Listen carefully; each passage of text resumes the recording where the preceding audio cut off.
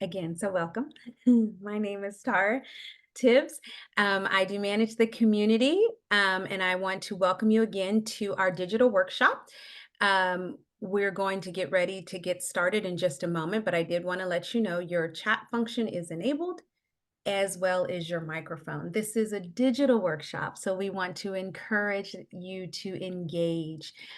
Feel free to come off mute and ask a question. Drop your questions in chat. We want this to be as interactive as possible. Okay, and I am going to do a couple of housekeeping items before we get started.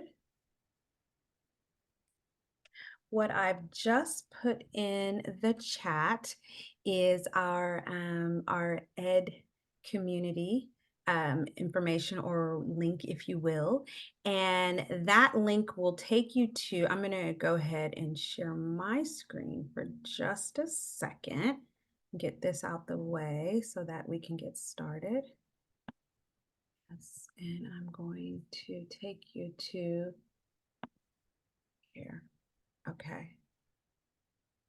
So let me share. You all are seeing my screen, yes. So this is our EDU or Ed page for ViewSonic, and this is where that link will take you, and you can select this tab here to join the community if you're not a community member already. If you are, then welcome back. And what I want to make sure you all know how to do is I will be doing, as we always do with our digital workshops or webinars, I always like to do an incentive for around engagement.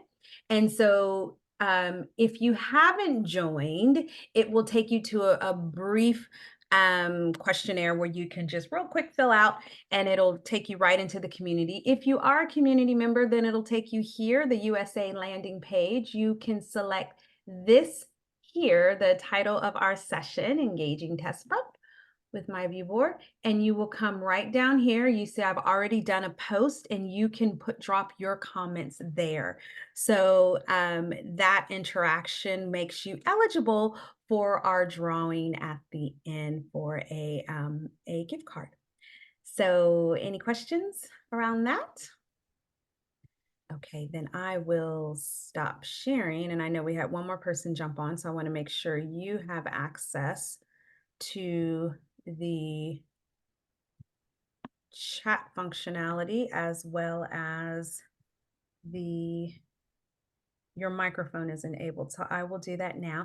And I am going to move forward. I want to go ahead and give Amanda time to go ahead and share with us. Amanda was with us in February when we launched our digital workshop series. And again, the whole purpose behind these digital workshops is giving you an opportunity to interact and engage with the facilitator and expert, Amanda, who is very versed in myViewBoard platforms as well as the software.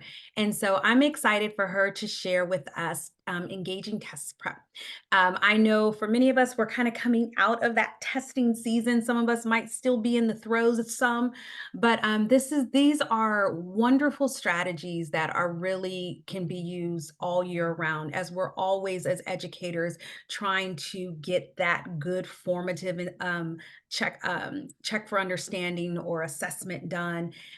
This is a good way to do it, in addition to helping them prepare for not just our class tests that we're doing, our classroom tests, but also those state tests that, like I said, some of you might still be might be finishing up or have already finished. So without any further ado, Amanda. Thank you so much. I'm so happy to be here.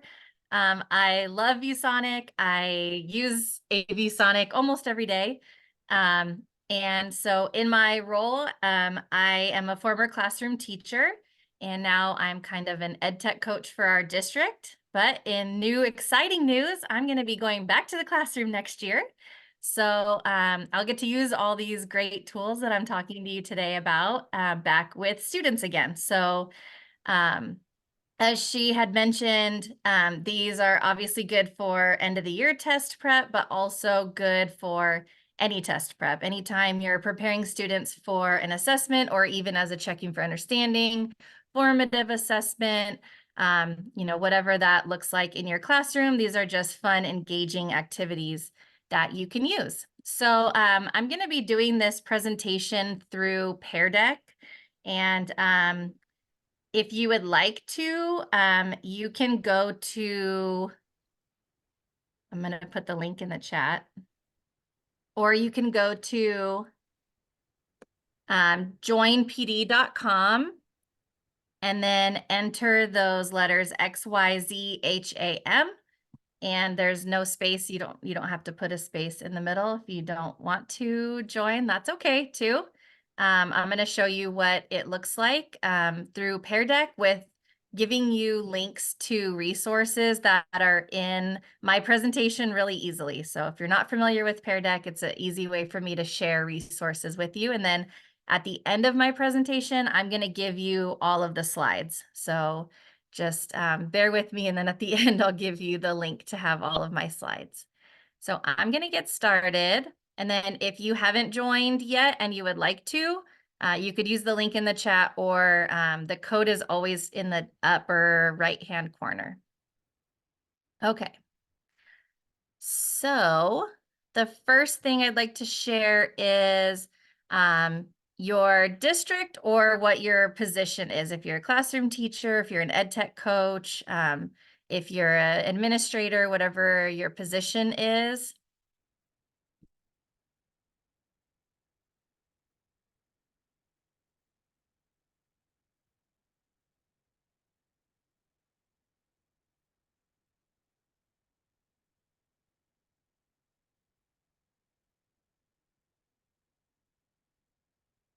Okay, thank you. I see some people have answered. So we have a teacher, we have a coach, we have Tara. All right, that looks good. So all over. But no matter what position you're in, these are going to be easy for you to share with colleagues. Okay, so our agenda for today, I'm going to be sharing ways to use the toggle switch. And I start with this because I think it's my favorite feature that they have in the whiteboard software. And then also using screenshots, the throwing feature, participate mode, a little extra fun, throwing in the curtain and math tools, and then using the embed player. One of the websites on the embed player has some really great features that I think students would love. So let's get started. The first place that I'm going to take you to is a website called Socrative or Socrative. I don't really know what the correct way to say it is, but if it is not letting you enter array 32 on the Pear Deck page, at the bottom, it says Students Browse. And if you click that link, it will open it up into a new tab. And if you do the new tab, it should let you enter in. The classroom code is array 32.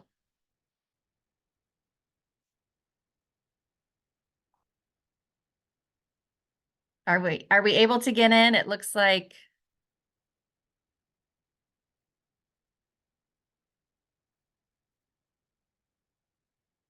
You all can come off of mute as well. Yeah, please.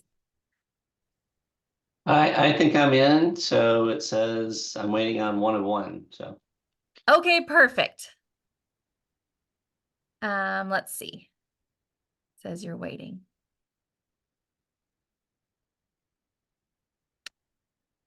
It keeps showing me 1 and then it says 0. So maybe I'm doing something wrong. Hold on.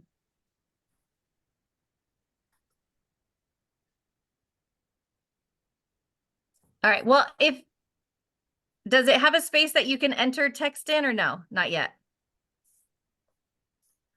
Yeah, I have a space where I can enter some text. Okay, perfect. So the question is, how is test prep going for you, or what are you currently doing to prepare your students for either state testing or even just any kind of test review? Like share your favorite thing, or how it's going, how it's not going. Let's see.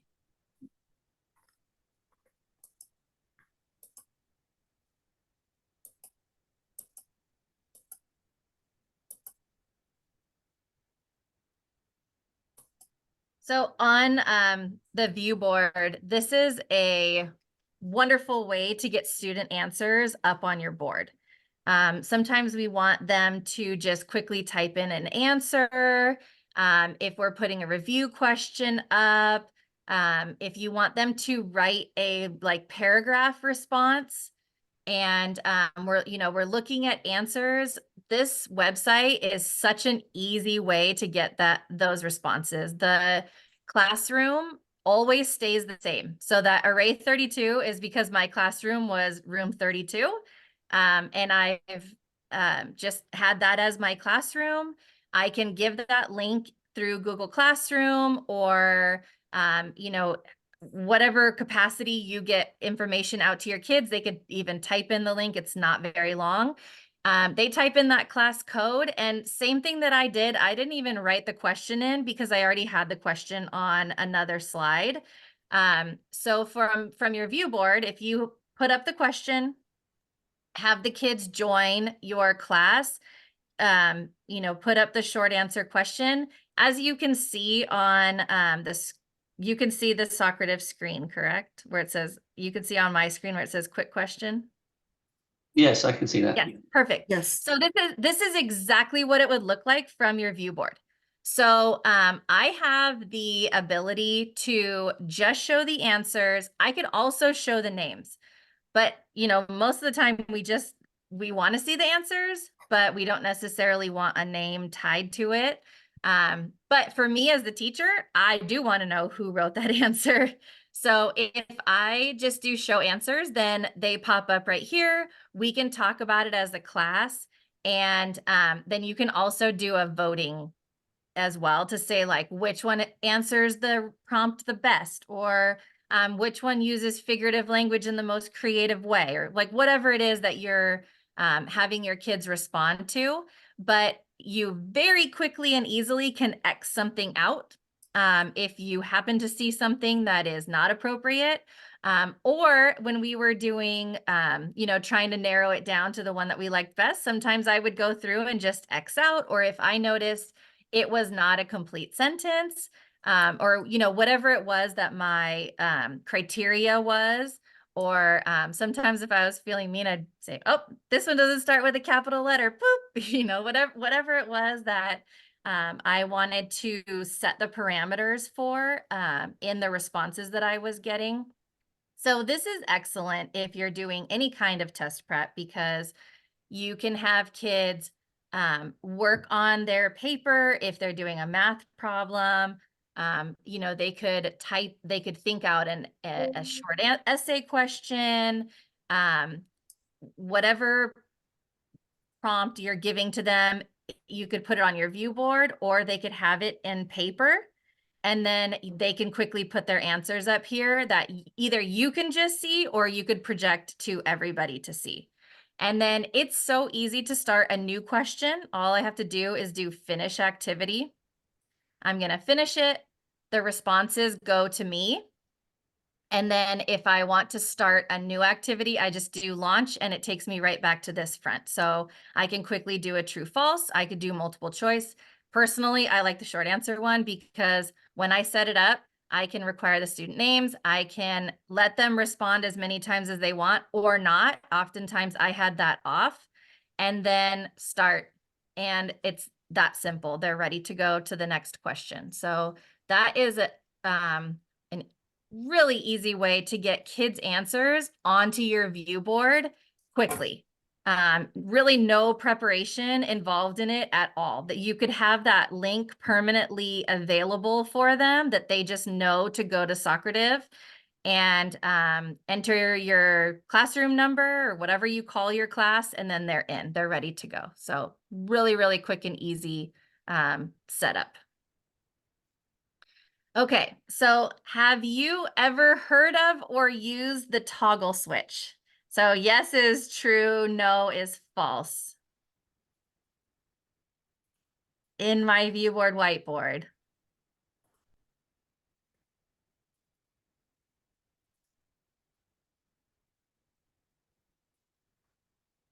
Let's see.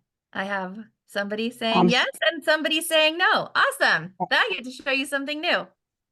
So the toggle switch, you can actually see it in my presentation. I think you can see it in my presentation, but there's a little menu on the side. And let me see if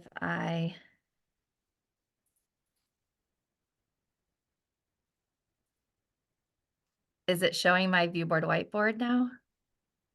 Or is it still showing my presentation? Yeah, your presentation is It's my showing. presentation. Okay. Then let me do new share.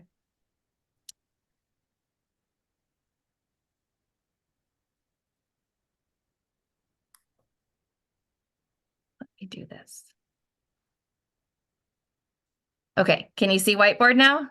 Yes. Perfect. Okay, so toggle switch, this is going to change your life. If you are doing anything where you're going from whiteboard back into a web page or a document, PDF, anything that you're going back and forth, we know that we can minimize the screen and put it down. But the amazing thing about toggle switch, which is this little Windows icon right here up at the top, if I click on that Windows icon, it puts whiteboard over to the side. And then it still allows me to interact with whatever website I'm going to. But the benefit to it is I still have a whole bunch of tools right here available to me in a website. So I can take a screenshot of it. The screenshot will go back into whiteboard.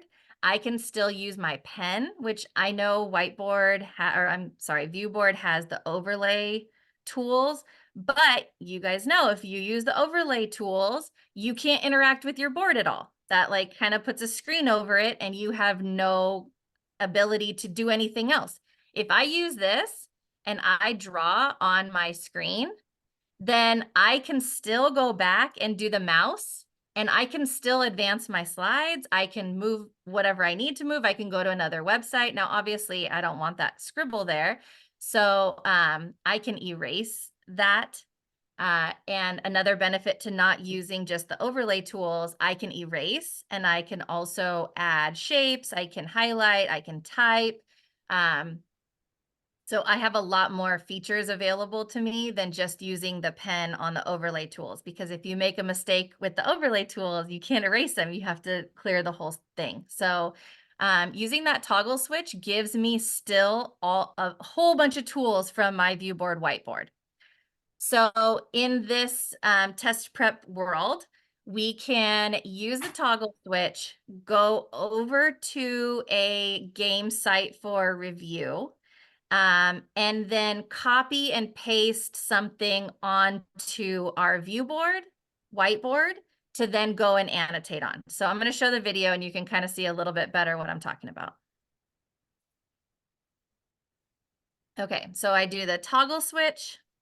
And then this is 99 math, which I'll show you in a minute. I can look and see what like the biggest mistake was from my students, highlight it, copy, go back with the toggle switch, paste it in here. And now I can use either the pen tool or here, because I'm adding different 3 numbers together. I went to the pen where they have the shapes, and now I can do shapes and have the kids count it out. So I'm visually showing them, you know, how to solve that problem. So I'm going to show you 99 math. You guys see 99 math on the screen? Yes. Okay, perfect. Thank you. I can in 99 math, which if any of you teach math in any capacity, you should check it out. It is the free version, has everything that you need. And it is great for multiplication and division, addition, subtraction, like skill practice. So you can do games where you're just having them practice multiplication facts, and it has like parameters that you can set. So if you only want them to go to 10, if you want them to go to 12, I think if you just want like 2, 5, and 10, like there's different options that you can do depending on what grade level you're in. And just not 2 weeks ago, I was in a 3rd grade class and they were practicing division, and the kids were begging me to do more rounds of it. Like they wanted to do more division practice. It was hilarious, but super fun. So in this game, I can toggle their names so I can view these results and talk to the kids in the class with it. Like, oh, okay, look, we had, really good. We had lots of high percentages. Let's see what mistakes were made. And then I can go through and say, oh, it looks like we're missing that 3rd number. Okay. And then, just highlight it. Control C is the copy shortcut.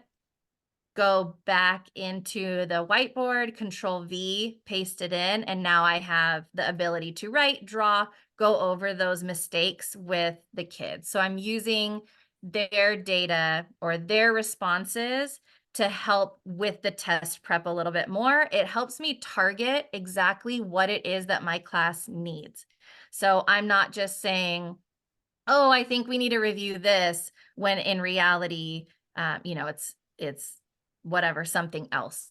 So I can use any game site. This is 99 Math, but I could use Kahoot, quizzes, GimKit, anything that shows results. I can get the results of that and find the mistakes and pop it over into my myViewBoard whiteboard. So I'm going over those results with them. If you have a CFA, a common formative assessment, even if you have something from your digital curriculum, you're looking at your test and overwhelmingly you see your kids missed number 7, then you could, take number 7, put it into whiteboard and go over those problems with your students.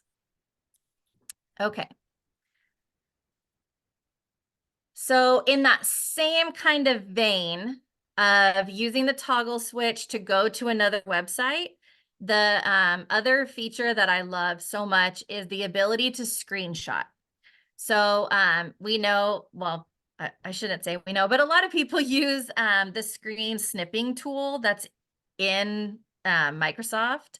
But this is even better because when you take a screenshot of something, it automatically puts that screenshot in whiteboard for you. So you don't have to worry about copying and pasting and figuring out where it is in your computer. So here's a little video you can see. I go to the toggle switch. This is a quizzes. I found a question that had really low accuracy. I'm going to click the button for a screenshot, take a screen clip of it, and then it's going to put it back into whiteboard. And now I can use this to kind of guide my instruction of like, why did so many people think that it was 4:30? Why is it not 3 o'clock? Why is it not 4 o'clock? And talk about, that the problem solving of it. Or I can just go and take just the question. If I don't want the kids to see what the answers were, then I know that this was a heavily missed problem. I can take a picture of it and put it in so then we can talk about it and have a conversation about, what they did wrong and do the error analysis on the questions that they actually got wrong.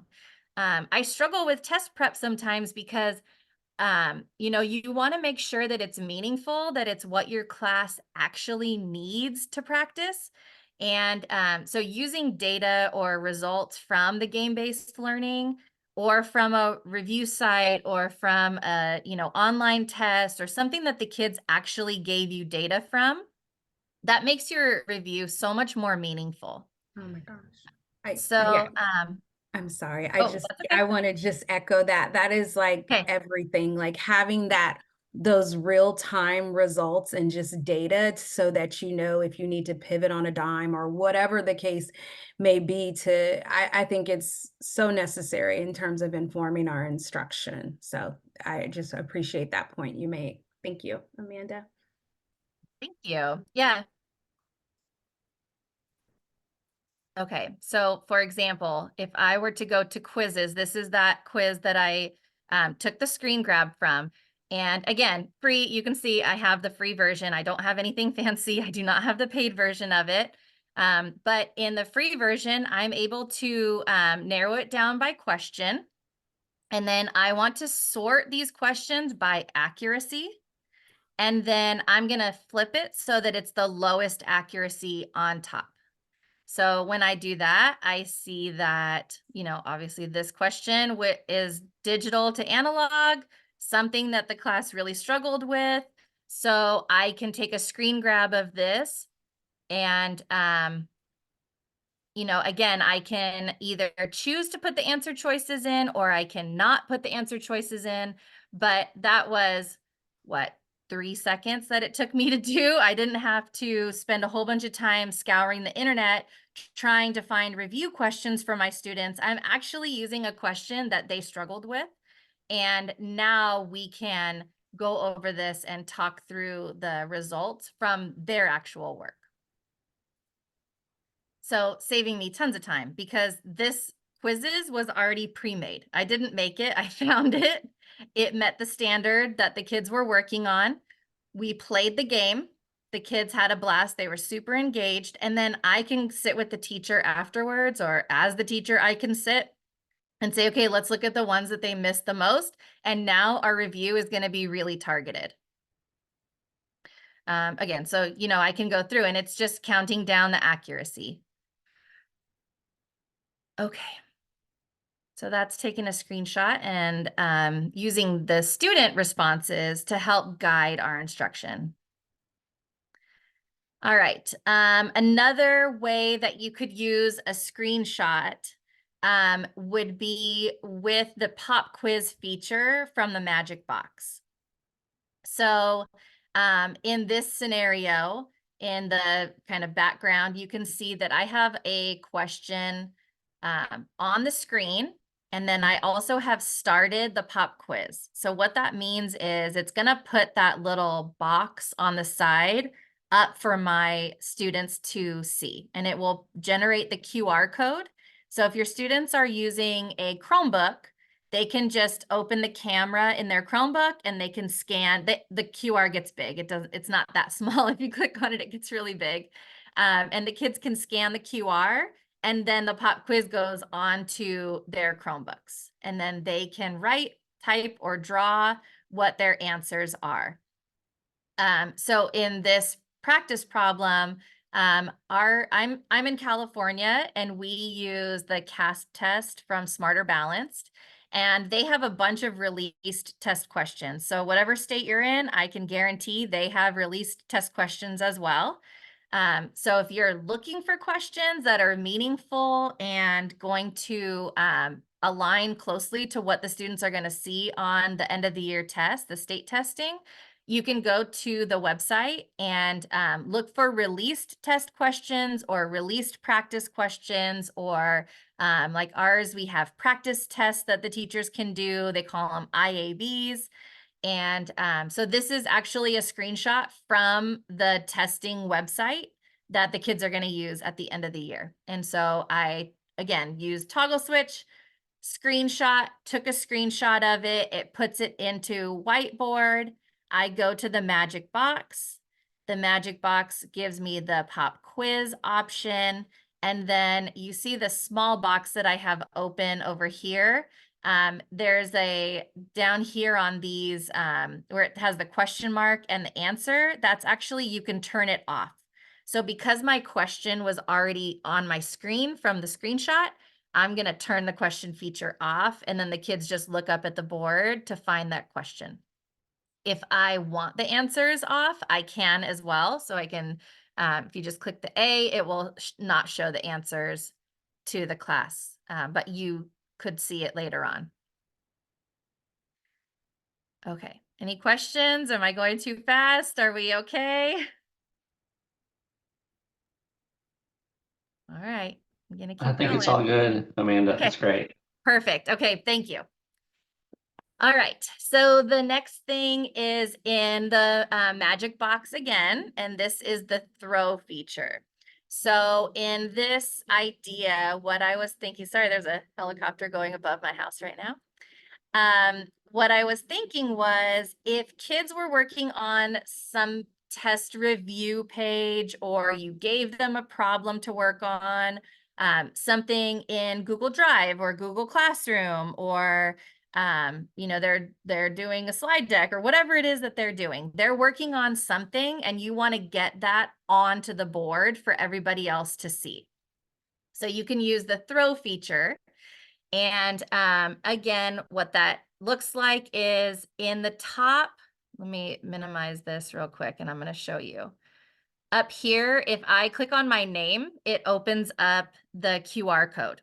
And so again, if your students are using Chromebooks, you can have them scan, or that myviewboard.com/Mrs. Array, that is the same. So every time it's going to be the same. If you copy that link and put it into your Google Classroom or pin it somewhere for them to use, bookmark it, or whatever it is, however it looks for your students, they can always go to that, and then it opens up a screen that looks like this. It says Mrs. Array's whiteboard portal. And then I logged in as my daughter to do this activity. So logged in as her. So it says her name, hi Reagan. And then this is where I can choose to upload a file. And for her, because she's using a Chromebook, I was able to choose something from her drive. Because it shows up in her files. So if I am a student, I could have something in my drive that I want to share. So I go to upload, I choose the file, and then send it. And then as the teacher, I'm going to go up to the magic box. I'm going to choose that paper airplane icon. And then you can see it says Reagan is like trying to show this. So it gives you a little preview of what it is the kids are trying to show. And then you can double click it and it will put it on the canvas, on the whiteboard canvas. So if you have kids working on, even if it was in groups, if they're doing group work, they're doing partner work or whatever it is, if they're doing something where they could take a picture of it, you know, they're doing something on a whiteboard or on a chart paper, they could take a picture of it and then they could send the picture up so that the rest of the class could see what it is that they're working on. But since Chromebooks scan QR codes so easily now, clicking on your name or the name of your account and then showing that QR code, they can very easily scan those. And my daughter's in first grade and she was able to do it with me. So I know that's one-on-one, it's a little bit different, but once they get in the routine of doing it, they would be able to scan that QR and then be able to send things up to the board for whatever it was that they were working on. Okay. So I'm going to share about participate mode. And I don't think a lot of people know about participate mode. I think it's amazing. So in participate mode, you can open up a little, I don't even know what they would call a little tab or something out of myViewBoard whiteboard. It's down, I'll show you on the bottom left. It looks like a little whiteboard with little kids' heads in front of it. And that opens up participate mode. And so in participate mode, this first idea would be to split the class into teams. The team sends a representative up. The representative answers on participate mode. And then when I go back to the canvas, then I have in the background a game board. And so each team could choose an icon that they're going to use as their game piece. And then whatever team wins, they could, you know, spin a wheel, they could roll a dice, they could do whatever it is that you want to determine how many points, or for every right answer, they get to move up one, however you determine that. So here's my video showing what that might look like. So I have my background set with the game board, and then each group would come up and choose an icon from the drawing tool menu. So one team could be ladybugs, one could be suns. You get the idea. Happy face. So we're essentially making the little game movers for each of the groups. And then when we're ready to start answering, I would call up, a representative from each team. We're going to go over into participate mode.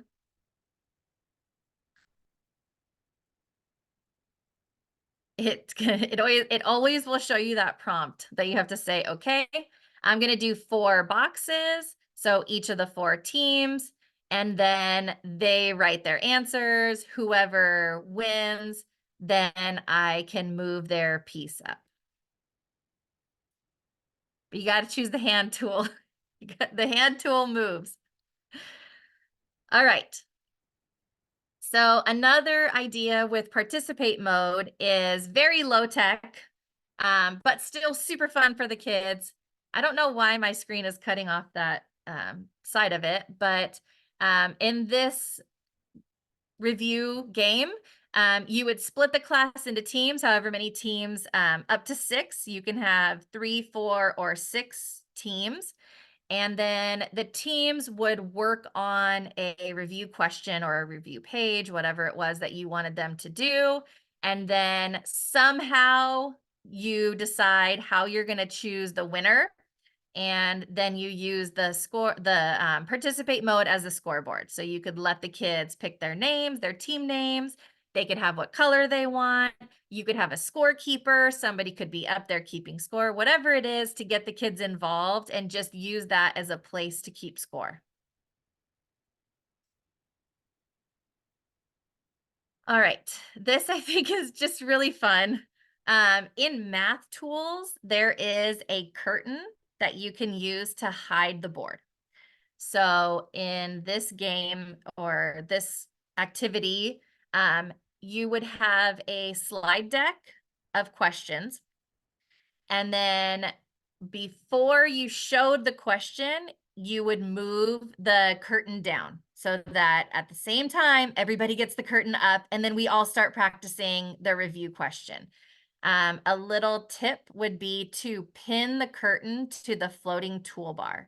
And you do that by just dragging and dropping it, the little icon, into the floating toolbar. So you'll see in the video that I have, my curtain is already in my floating toolbar. So that's how it's there. And that makes it a lot easier. So you're not having to do a bunch of clicks to get that available to you. So here's the video showing how you would do it. So I go to the magic box. For those of you that don't know, you can pull up files from your Google Drive. You just have to have it connected. And if you don't know how to do that, you can look in the community. There's really helpful ways to show you how to log in and have your Google Drive connected. So in this, I go to my Google Drive, I open up a slide deck with review questions, and then quickly put on the curtain. Then I open the curtain, the kids would answer it. I go to the next slide and then put the curtain down quickly before anybody can see it. When we're ready to do the question together, then I would put the curtain up. Then advance the slide, put the curtain real quick, and so on and so forth. So kind of build the anticipation, even though they're really just answering questions. They're just doing review questions. I think kids would really enjoy having that curtain down. Everybody builds up the anticipation. Okay, are we ready? 3, 2, 1, boom, open the curtain. Let's do the problem. Make it a lot more fun and engaging. All right, so in the embed player, which is, I'll show you because I don't think a lot of people use the embed player. It's the one right here that looks like kind of the Chrome icon, like the circle with the 3 colors on it. And if you open that embed player, there are a bunch of, let me open it. There are a bunch of tiles that you can choose that work really well on the ViewBoard canvas. Let's see if it's going to open. Doesn't want to open for me. Dun, dun, dun. Isn't this teaching, right? You want something to open. All right, so in normal life, there are a bunch of tiles there, and they have really cool things. There's a lot of math manipulatives. There's different websites that you can go to. And the cool thing is you can drag it onto the canvas, and then it kind of just lives on the canvas. You can still interact with it, but you have all the other tools available to you. So, for example, a second grade class that I was in was adding 2-digit numbers, and the teacher wanted the students to visually see, I'm adding tens and I'm adding ones. So she wanted manipulatives to show that, but she also wanted to show it written out as a normal problem, normal like math problem. So in here, we went to the embed player. We went to, I don't think it was Mathagon. One of the Didax. That's what we went to. Didax, one of the other things that are on there, Didax. And they have a tens and ones chart. They also have like the red and green or red and yellow counters. So we were able to pull up the tens and ones chart on one side. She could move over the blocks to show the kids exactly how we were adding the 2 digits and 2 digits together. But then we could use the pen tool and still write the problem out. So the kids could see the manipulatives, and they could also see her writing the problem on the side. So I don't think the embed player is going to work for me today. But this is what it looks like. So this is one of the tools that are in the embed player called Toy Theater. And Toy Theater has lots of really cool things in it, lots and lots and lots of stuff. But on this one, a few things that I really liked was the random number generator. So a lot of us have class numbers. So you would have your kids numbered 1 to 28 or whatever. You can set the range. So if your class goes to 26, you make the range from 1 to 26. And then, we're doing a review paper together, and I'm going to choose the random number generator. Whatever number it says, that's the student that's going to share their answer. Or if I have 6 groups, I could set it from 1 to 6. And now my groups, random number generator said table 3, what's your answer? And they're able to share their responses. Not, again, anything new or something that we're not already doing, but just adds a level of fun into your review. And it's really not much more work. Sometimes to add fun and exciting, engaging things into your lesson takes so much prep work and so much pre-thought to go into it. And then you're like, wow, that took me an hour to prepare, and we were done in 5 minutes. So I don't want you to be in that situation. These you could do while your kids are getting their review pages out. There's no time that's going to take to set it up. You go to the embed player, go to Toy Theater, choose random number generator, and you're there. So it's no prep involved. There's also flash. Amanda? Oh, Hi, this is Sue. I really love the ideas.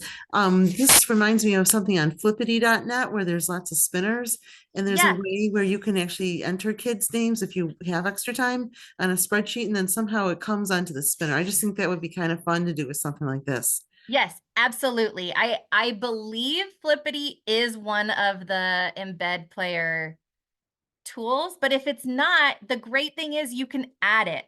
So if you go into myviewboard.com and into the whiteboard section, you can actually, which if mine had loaded, you would see that I had a few things pinned up to the top. And you can't do it in the whiteboard software on the computer, but you can go to the website and you can add things in to be on your embed player. So if you are a fan of Flippity, you could go to the embed player, you can edit to have a tile for Flippity there, and then all you have to do is just open it right there in the software. So I like that because, the last thing that I want to do is be standing up in front of my students, fumbling with finding a website or finding, oh, I thought it was bookmarked and it's not bookmarked. And where's that, right? I don't want to be fumbling all over the place. So if you go through and set it up, if that's something you like, you could have it right there in your embed player.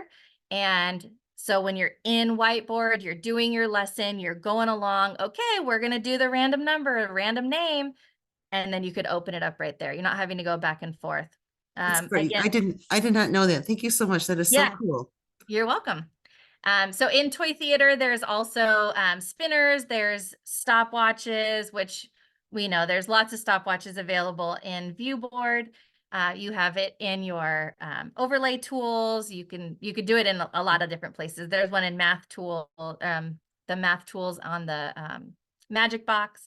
So there's lots of timers, but I know I get bored with stuff, so I'm sure my kids are getting bored with the same stuff. And the more we can kind of switch it up, but not adding more and more onto our plates. Like as teachers, the plate is full. There's no more room. So anything that we can do to make it easy, no prep, no stress. I'm not going to be fumbling in front of them. I'm not going to be trying to get something to work that's not, because in reality, if let's say I was in front of a class and my embed player didn't work and I couldn't pull up the numbers, it's not the end of the world. I'm just going to go, okay, I'm going to pick sticks instead, something else. I can pivot really quickly and it's not going to derail my lesson. But if I have it, it's really fun. The kids are going to love it. So I really like the idea of not having to spend hours prepping it, because who has time for that? And most of the time when I spent a ton of time preparing for a lesson, it was anticlimactic. The kids were like, okay, and so I'm not trying to do that. I'm trying to make it fun and engaging and entertaining, but I don't want to spend a lot of time having to get it ready. Okay, so in my presentation, I've shared a lot of different sites with you. And so I just kind of wanted to put some of the ideas together in resources. Everything that I showed you today is the free version. I don't have subscriptions to anything. So I think the free version is going to get you through everything that you need, and everything that I did for you is from the free version. I could toggle the names off in 99 Math. I can find the accuracy. I can sort my questions by accuracy in quizzes. So all the things that I need to have done for this in my teaching capacity, I'm using the free versions. So the first thing that I used a ton is, it goes along with Pear Deck, which is what I'm presenting in, but it used to be called Edulastic, and they just changed the name to Pear Assessment. But the reason I'm plugging this is if you need questions, standards-based questions that are good, test prep, you want to get screenshots of it for your kids to work on. You want to get ideas. You want them to take an assessment for you to get data. Pear assessment, I think, is your best, easiest option. You can choose one that's already made. So the screenshot here is pre-made grade level, like end of year standard tests that would test like all the standards for math for 5th grade or all the standards for math for 6th grade. And the nice thing about this is, like I said earlier about taking a screenshot and using that for your test prep is, number one, if I want the kids to actually do some kind of assessment so that I can have data, I can have them do it on Edulastic. It's good quality questions that's actually going to mirror what they're going to see on the state test. Or if I want to do the pop quiz feature, or I want to, talk through something with the kids. I noticed on the test they took with the curriculum that they really struggled with this skill, but I already used all the questions from my curriculum. So what am I going to use? I can go to Pear Assessment, which is formerly Edulastic, and I can take screenshots of it and put it into whiteboard to then write on, explain, cross out. We want to show kids how to answer word problems. I can use all the tools in whiteboard to really talk through that question. So the metacognition, thinking about thinking. I can take questions and think through it with the kids and show them how I would go through answering it. But if you're like me, one of the hardest things to do is to find resources, and I don't want to pay for them. I don't want to have to pay for stuff. So I'm trying to find good quality stuff that I'm not having to go to a certain website that every teacher pays too much money to. Another choice, which I had shared earlier, is if you're in one of the states that uses CASP, which if you're in California, that's what we use.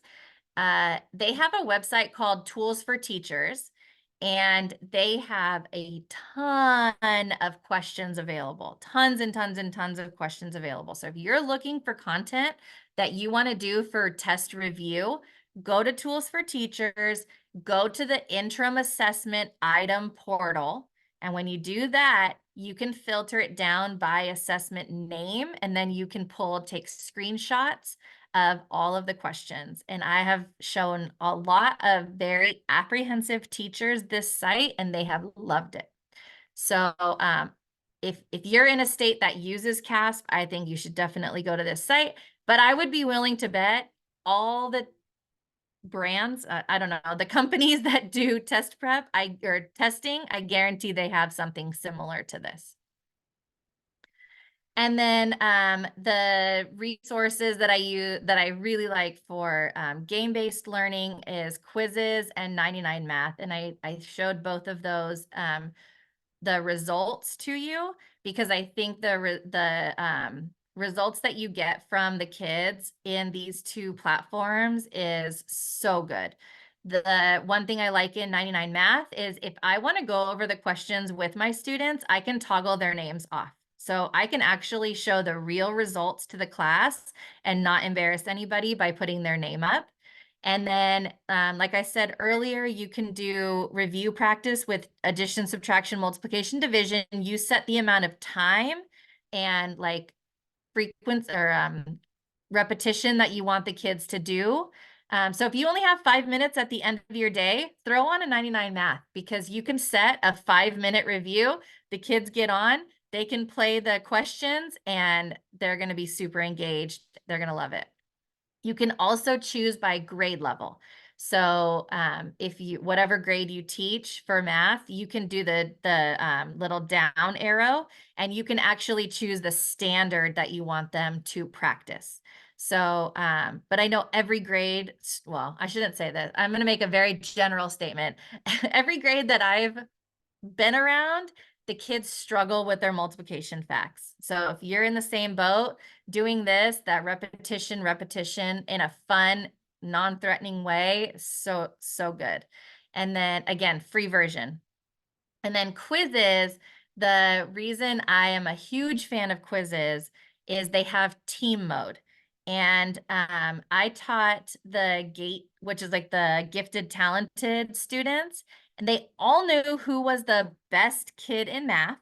And they basically wouldn't even try because they already knew so-and-so was going to be the winner of Kahoot. They already knew who was going to win because they're the best in math and they're going to get the top place. And now basically everybody else is fighting for 3rd, 4th, 5th place.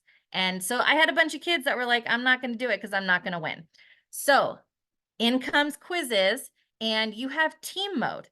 So you can decide how many teams you want your kids to be in, 4, 5, 2, 3, whatever, however many teams you want. Quizzes will put the kids into teams, but you could also approve, you can shuffle them around. So if you look at it and you go, oh, wow, these are all my really high math kids, and these are all my kids who really struggle with math, that's not going to be a fair team. I can reassign the teams. So the kids get on, they play independently, but the scores that are shown on the board are the team's scores. So the whole team is working together. That means every kid has to respond because their team is getting a score. So you have kids who are always on the leaderboard, and you have kids who are never on the leaderboard, all with the same shot at getting up there because they're playing with the team. And so you have kids who have never seen their name up in the winning score up there in the leaderboard. And you as the teacher still get individual results. So I'm still going to see exactly what each kid did. And I can use those, like I said, I go by question, filter by accuracy, and I can see which ones the majority of my kids struggled on. But I didn't have kids checking out because they're like, I'm not going to win anyway. Or if you're like my classroom, I misclicked. I'm like, no, you didn't. You were just rushing and you clicked the first answer because you were hoping to get the points. That's not how quizzes is. They reward for accuracy. So at the end of each round, it will show the team with, or the student with the highest accuracy, which is really what we want. We want our kids to be showing they know the content. So in team mode, they're still playing independently, but they are, you know, the kids who are never on the leaderboard have a chance to get on the leaderboard. And I think that's so powerful. So, and again, free version. There are obviously other ways to play quizzes, and they are fun and engaging, and I have nothing wrong with them, but I will always use team mode because I feel like it's the fairest way to give everybody a chance to get up on the leaderboard. All right, so here we go. We're coming down to the end. I have just a couple minutes left. So in 1 minute, or just in a second, what are you most excited about hearing today? Or what do you think was the best trick that you saw, or anything that you want to share? Hi, this is Sue. I really loved seeing that game board on the screen. That just looks like so much fun. I want to try that out. Thank you for showing that. Great, thank you. Okay, I'm going to show responses. Excited and overwhelmed. I know I threw so much at you. I'm sorry, but I couldn't pick. I was trying to narrow it down. It's just too much stuff. You have time. Yes, I know, time. Seeing the screenshots. Okay. To revisit questions. Great. Love it. So this is Pear Deck. This is, you know, you guys are typing your responses, and obviously you're adults, you're not going to say something inappropriate, but if you're in with your class, you know, usually I would say put your name. So if you're doing this with kids, I would say put your name, and then you can finish your response. So then you know that exactly who said it. You don't have to do it. Thank you, Rachel. I appreciate that.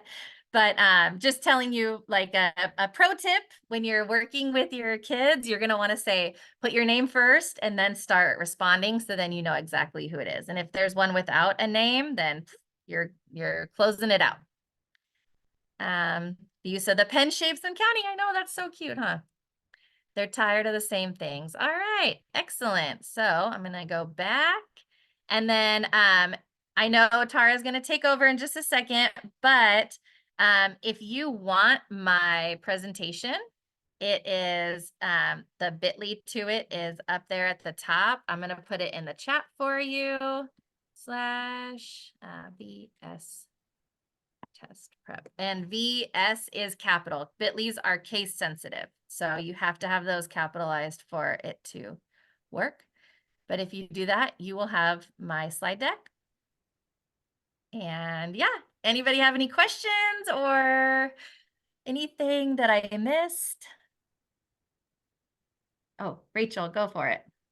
Yeah, my chat says it's been disabled, so I can't get anything in the chat. Oh, I don't know if it's just me or not. It's me as well. Yeah, same here. But okay, let me, you shared it with everyone, and I've enabled the chat functionality for everyone, so I'm confused. Hold on. It's okay for me. I just copied it down, so It's it's a not bit.ly. a big deal. So what we will do also is we will put it in the community along with this recording will be there. So you'll be able to go back that way. I apologize. I'm not sure as to why that happened, but I will definitely dig and get some information. Are there any other questions, comments? I enjoyed it and really love the take that Amanda has on using this test prep, especially with getting the data from like Kahoot or Quizzes or one of those other gaming platforms. That's nice. Thank you, Jerry. And this is Sue. Thank you very much. It was really interesting. I appreciate you all. And thank you, Amanda. I know we are right at the top of the hour. I do want to give someone an opportunity to win a gift card. And so I am just dropping in the chat one more time. If you're not a community member, please go ahead and join. If you are a community member, pop into the community, put a comment in our right under the session. And I'm going to give you guys an hour from now to go ahead and respond, put a comment in, and then I'm going to use those who do respond as my pool of names, and I will ensure that whoever wins, I will put that also in the community. But more importantly, I will ensure that you get your gift card right away. Okie dokie. Awesome. Does anyone have any other final questions, comments for us? Thanks so much. I appreciate it. Thank you all for attending. I appreciate you. And thank you, Amanda. I appreciate you even more. And the information that you shared. Again, we will get this recording into the community, so look out for it. You all have a wonderful evening and thank you.